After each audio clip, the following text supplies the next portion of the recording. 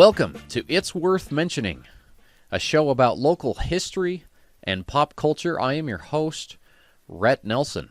This is the premiere episode of a new podcast series relating to these topics. It's been my privilege as a reporter at eastidahonews.com over the years to bring you interesting stories related to the history of the area. And in the coming weeks and months, we're going to have guests on the show to tell you some of these stories, and I think you'll find them very fascinating. For this premiere episode, we're going to dive into the topic of political violence. As we premiere the show today, we are about a week and a half removed from the assassination of conservative activist Charlie Kirk. He was shot by 22-year-old Tyler Robinson on the Utah Valley University campus on September 10th, 2025. Since then, millions have been mourning his passing. But because it's so recent, as we record this show, I wanted to dive into this topic a little bit. It's something that affects both political parties, and 4 acts of political violence have happened against a political figure this year alone. Earlier this year, Minnesota's former Democratic Speaker of the House, Melissa Hortman, and her husband, Mark, were victims of a targeted shooting that took their lives. 9 miles away, Senator John Hoffman, also a Democrat, and his wife, Yvette, were injured by the same gunman. In April, Democratic Pennsylvania Governor Josh Shapiro escaped an arson attack at his home. And then, of course, some of the more noteworthy pieces of political violence happened last year against presidential candidate Donald Trump. First, during a rally in Butler, Pennsylvania on July 13th, where he was injured and shot in the ear. And then just 9 weeks later, while he was on a golf course in Florida, an assassin attempted to shoot him again.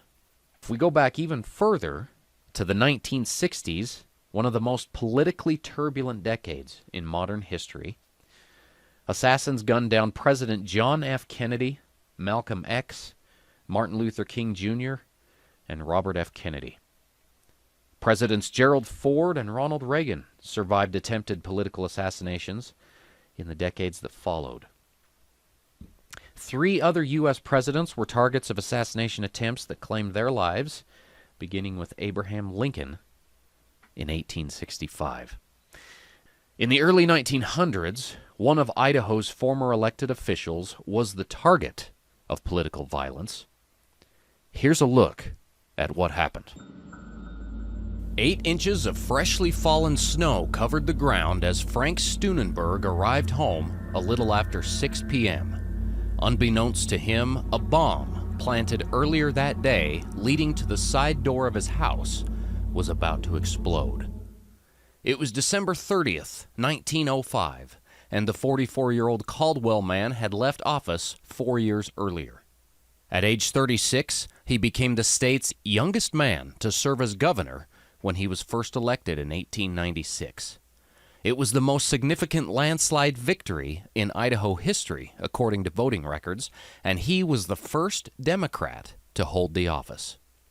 Steunenberg was a fusion candidate, meaning he was nominated by both political parties, a fact the Idaho State Historical Society attributes to his election sweep. A historical report says, quote, "Politics were in disarray in Idaho in 1896. The Idaho Republican Party was split between those loyal to the national ticket, headed by William McKinley, a champion of keeping the gold standard, and silver Republicans, who favored a move to a silver standard that would greatly benefit Idaho's many silver mines. Steunenberg won the Democratic nomination by endorsing fusion with the populist ticket, then went on to win the governorship by the biggest landslide in Idaho's history. Steunenberg served 2 terms from 1897 to 1901. Labor unrest in the mining industry was a major part of his administration, and when violence broke out in a northern Idaho community during his second term, Steunenberg responded by declaring martial law. It dragged on for months. 4 years later, Steunenberg now lay unconscious after the bomb exploded at his Caldwell home at 1602 Dearborn Street. It reportedly sent him flying 10 feet in the air. An hour later, he was dead. The former governor had been assassinated. Years later, Harry Orchard, a former miner, was convicted of the crime following what's been called one of the most remarkable trials in American history. Let's dive into this a little deeper. Let's go back, start at the beginning of Steunenberg's life, who was born in Iowa in 1861, came to Idaho in 1886 to work for the Caldwell Tribune. His brother had taken over that paper, and in the capacity of a news reporter, Steunenberg went to work and apparently made him a name for himself as a pretty interesting character. One article reports that Steunenberg began writing stories on topics of local interest, especially the town's dire shortage of unmarried females.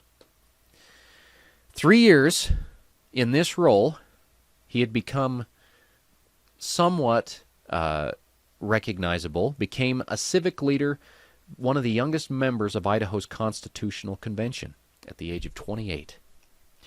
He went on to serve in the Idaho legislature, then served 2 terms on the Caldwell City Council. A member of the Idaho State Historical Society, in the book Idaho's Governors, describes Steunenberg as an unconventional politician for his time. He says, quote, "His strong Dutch Reformed heritage gave him more sensitivity to social needs than might have been expected from a traditional 19th century businessman, and was known for his association with interesting doctrines." So, Steunenberg, quite a character, goes into politics, and as we've talked about, one of the most important parts of his administration was leading Idaho through a mine labor war. And that labor war had been going on for some time before Frank Steunenberg ever took office. It started with his predecessor, Governor William McConnell, who also implemented martial law and deployed the National Guard to restore law and order during a very politically turbulent time. It started in April of 1892. There were a group of men working for the Bunker Hill and Sullivan mines in Shoshone County. They went on strike over wage and working conditions. They wanted more pay, and they wanted to work less. The mine owners didn't like this. They hired non-union workers in response, and they felt that in order to continue operating safely, they needed military protection. They didn't have the military protection, so their solution was to organize non-union miners as a National Guard unit and pay them with company funds. Well, that, of course, was against state law. Riots broke out several months later between the union workers and the company guards. Several men were killed. The non-union workers surrendered. And on July 15th, union officers, members, and sympathizers were arrested. Non-union workers returned to the mines and were given military protection. Well, that same year, miners throughout the Rocky Mountain states came together and formed the Western Federation of Miners, of which Harry Orchard was a member. We'll get back to that in just a second.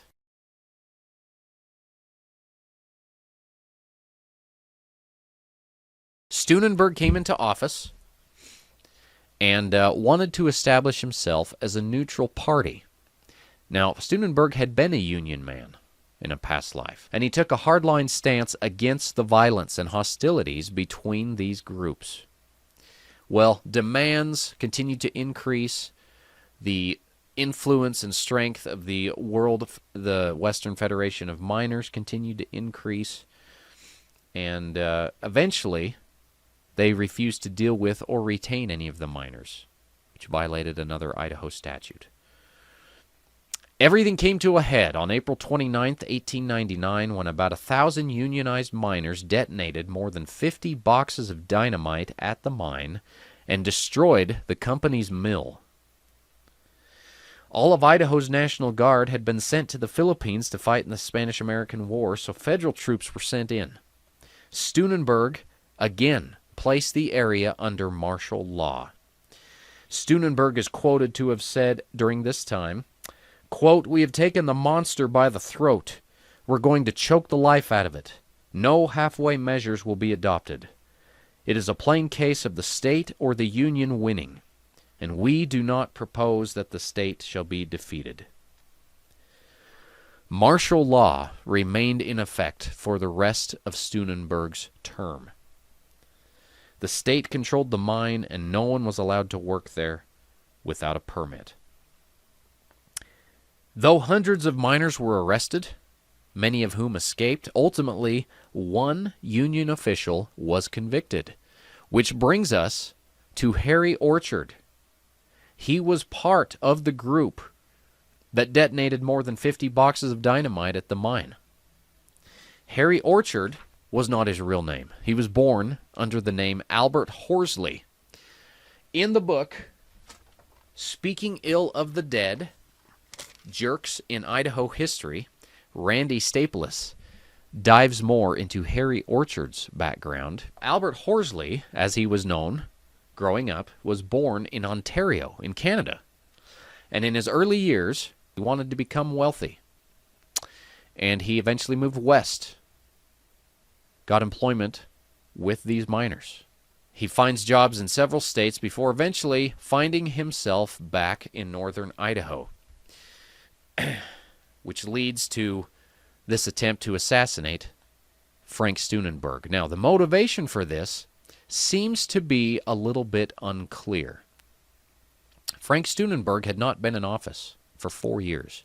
One source says that Orchard believed the former governor had been given a wad of cash by Idaho mine owners after leaving office. So Orchard had this belief that somehow Steunenberg financially benefited from this dispute and resented that.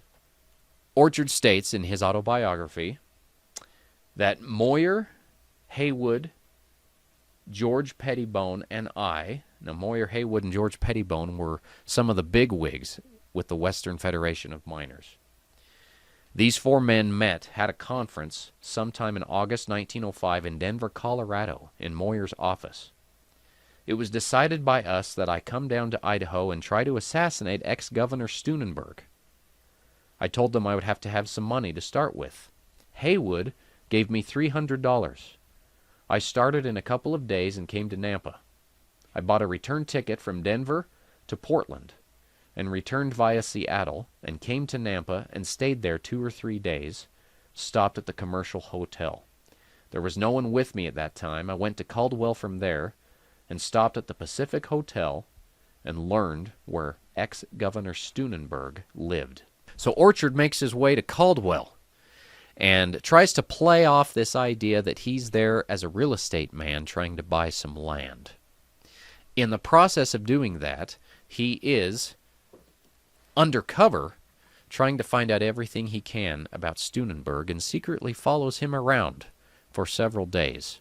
It's reported in Staples' book that whilst Steunenberg was at a local bar one night, Orchard made his way to Steunenberg's home, planted a bomb, and as Steunenberg was making his way home on the night of December 30th, 1905, he tripped a wire that caused the bomb to explode. The explosion flew Steunenberg 10 feet in the air, according to historical records. Steunenberg hits the ground, lays there about an hour before he dies. Orchard makes no attempt to flee. One report says within an hour of the explosion, the sheriff had deputized 100 townspeople and stationed them at all roads and paths leading out of town. Orchard, during this time, was sleeping in his hotel room. Orchard was arrested 2 days later, on New Year's Day, was eventually tried and convicted following a 3-month trial. Now, his trial is interesting because Orchard initially testified that during his assassination, he was acting under orders from Haywood, Moyer, and Pettibone. Staples points out Orchard's testimony about what happened was disputed. And it appears to be that his testimony was not accurate because all three of those men, charges were dropped against them. Haywood and Pettibone were acquitted. Orchard ultimately confesses to the crime, and he pleads guilty. A report from the Spokane Daily Chronicle on March 18, 1908, says that Judge Fremont Wood sentenced Orchard to hang before later commuting his sentence to life in prison. Orchard is sent to the Idaho Penitentiary in Boise, where he remained for the next 50 years. However, during his time in prison, Orchard is reported to have converted to Christianity and writes an autobiography about his life. Years later, he's offered a chance at parole, but Orchard turns it down. He prefers instead to stay in prison. And he stayed there for 46 years until 1954 when he dies at the age of 88. Staples points out in his book that Orchard's sentence of 46 years in the Idaho State Penitentiary was the longest sentence ever served at that location.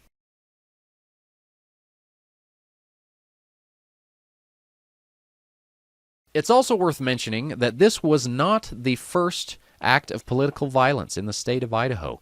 Years earlier, another elected official was assassinated. It happened in the year 1870. A man by the name of Edward Dexter Holbrook had been elected to serve as one of Idaho's first congressional delegates, and he was not well thought of. Holbrook, reportedly, according to the Idaho Statesman, was a poor lawyer in culture and extremely verbose as a speaker. Well, Holbrook, a Democrat, eventually found himself in a contentious dispute in the Idaho Territorial Legislature. The state at that time was ruled by Republicans. It was the dominant party, which really isn't any surprise. On February 5th, 1869, the House of Representatives unanimously censured Holbrook over some negative comments he directed towards Civil War General Benjamin F. Butler, who was a member of the House from Massachusetts. The New York Times is reported to have said in a front-page story that day that it all started with Congress's consideration of what was called the Indian Appropriation Bill. The report says, quote, when Butler made some derogatory remarks about Indian agents, Mr. Holbrook thought this was personal and interrupted General Butler and told him he was uttering what was unqualifiedly false and that he knew it was false. A point of order was at once made. Mr. Holbrook was given the opportunity to withdraw his words, which he refused to do in a sort of border ruffian spirit. A vote of censure was then unanimously ordered, and he was brought before the bar of the House under arrest, and the Speaker administered the censure of the House in severe terms. The following year, Holbrook was engaged in a gunfight with a former colleague. This man who had once been a friend, somehow they had a falling out, and given Holbrook's propensity for saying outlandish things, it probably had to do with some political spat. These two men had had an argument during the Democratic Convention. The dispute was over how delegates should be selected. Holbrook is reported to have loudly spouted off what he thought, and Douglas had an issue with what he said. And Douglas started to spread word that Holbrook was a thief and a rascal who was unfit to represent the territory. Holbrook equally called Douglas a liar, a coward, and an assassin. And it's not clear why that term assassin was used towards Douglas, but Holbrook apparently had some knowledge, some foreknowledge of Douglas. These two met on June 18th, 1870, on Main Street in Idaho City. Holbrook was a practicing attorney. He walked out of the front door of his office and stood there on the street with Douglas. Some words were exchanged, and then they drew fire. 11 shots were fired. Holbrook was hit in the stomach. The deputy sheriff arrived, calmed things down, took Holbrook back into his office and sat him on a chair, placed them both under arrest. Holbrook died the next morning at 7 o'clock. Douglas goes to trial and was eventually acquitted because of a hung jury. Holbrook's funeral was one of the largest ever attended in the Idaho Territory. Over 600 people attended the funeral, and about 200 people participated in a funeral march led by a brass band to the cemetery. Crazy stories of political assassinations in the state of Idaho.